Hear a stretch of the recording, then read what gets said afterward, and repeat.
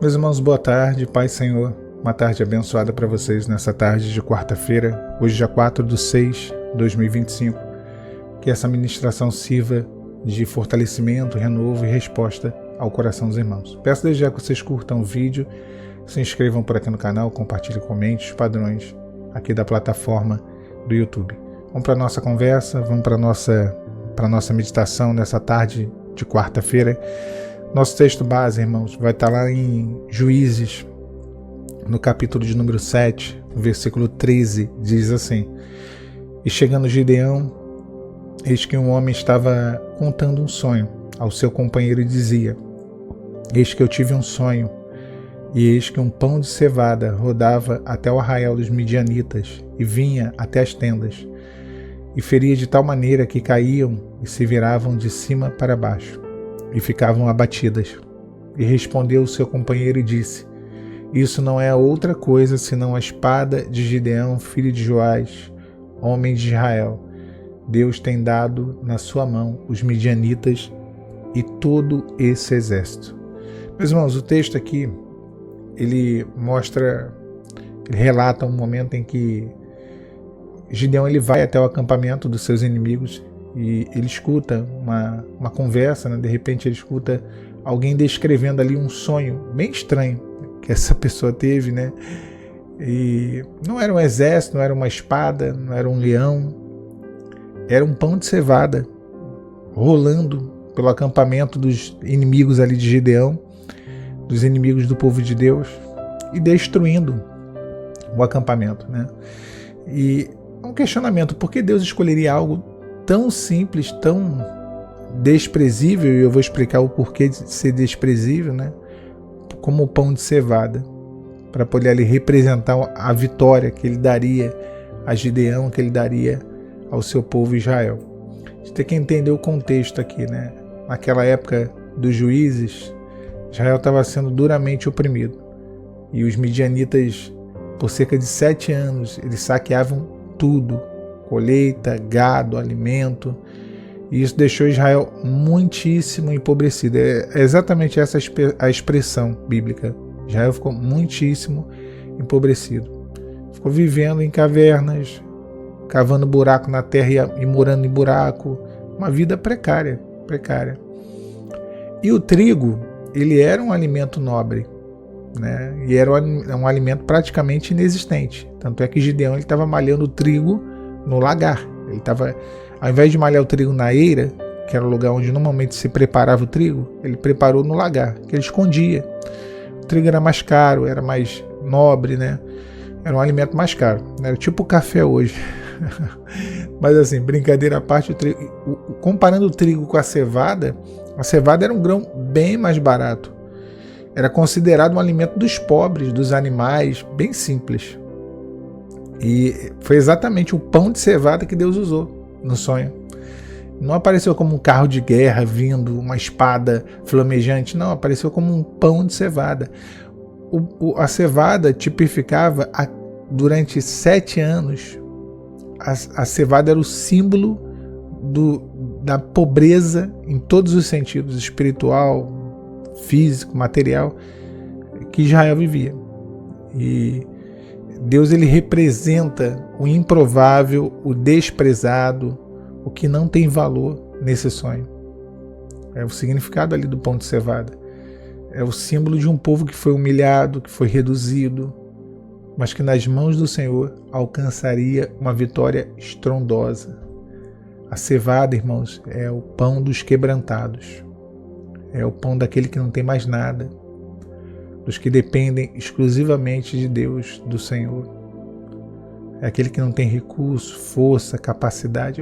A cevada é isso.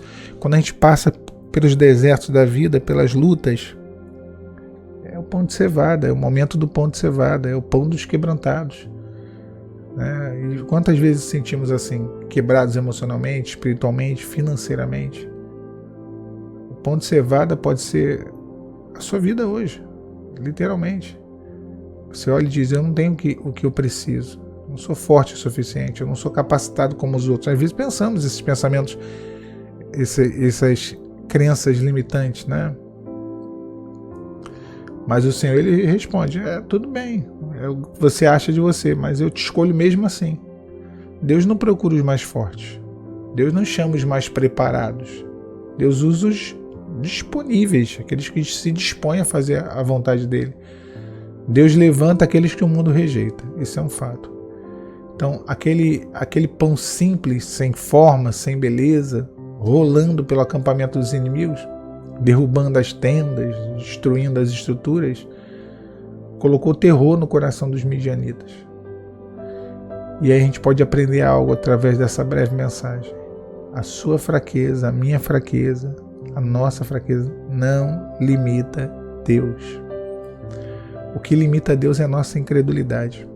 Eu já falei aqui algumas vezes, Jesus chega na Galileia, a palavra vai dizer que ele não pôde fazer muitos milagres, porque não criam nele. Então a incredulidade sim limita Deus. Agora a nossa fraqueza não limita. Gideão estava com medo. Perdão que eu estou um pouco gripado. Ele estava com medo, mas quando ele ouviu aquele sonho, o coração dele encheu de fé. A batalha não era dele, era uma batalha que o Senhor venceria para eles. O que te humilha hoje, meu irmão, minha irmã, Deus usa como arma amanhã. A cevada era o sinal da pobreza, como eu falei, da humilhação. Mas Deus transformou em símbolo de vitória. O mesmo problema, a mesma luta que é sinal da sua pobreza, da sua humilhação, da sua vergonha, Deus vai transformar como símbolo de vitória. As pessoas olham de fora, Deus olha para dentro. Enquanto os midianitas contavam exércitos, Deus contava os corações disponíveis, foram 300. Era mais do que o suficiente. Era mais do que o suficiente. Talvez humanamente falando não fosse, mas para Deus tinha gente demais, estava bom, estava certo ali. 300, né? Ele foi cortando até chegar nesse número. Às vezes sentimos assim, né? Como o pão de cevada, sem valor, esquecido. Pois é. Deus quer te lembrar que é na fraqueza que o poder dele se aperfeiçoa. Deixa ele agir sobre a sua vida. Deixa ele agir sobre o seu coração. Ele não precisa de muito. Ele precisa dos fiéis. Ele precisa dos fiéis. E se na sua fidelidade, Deus olhando para o seu coração, para a sua disponibilidade de servi-lo, esse é o segredo. Gideão obedeceu. O que foi que Gideão fez? Obedeceu. Por mais absurdas que parecessem as ordens do Senhor. Cântaro vazio, tocha acesa e trombeta. Quebrar o cântaro vazio, tocha acesa e trombeta. E ele fez. Tocou a trombeta, quebrou, botou a tocha dentro do cântaro, quebrou o cântaro. É isso aí. Obedeça aquilo que Deus está mandando. O cântaro vazio, o homem, quando nós, homens, o cântaro feito de barro, o homem feito do barro, quando nos esvaziamos da nossa razão, quando nos esvaziamos das nossas convicções, dos nossos sentimentos.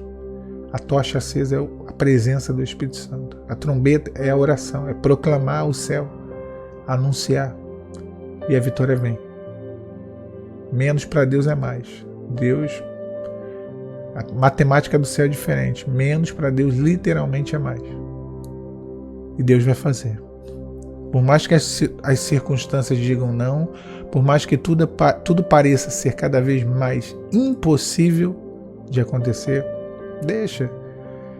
deixa Deus agir, deixa Deus operar. É o pão de cevada.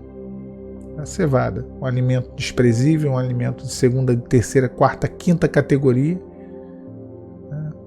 Mas foi através daquele alimento ali, daquela representação.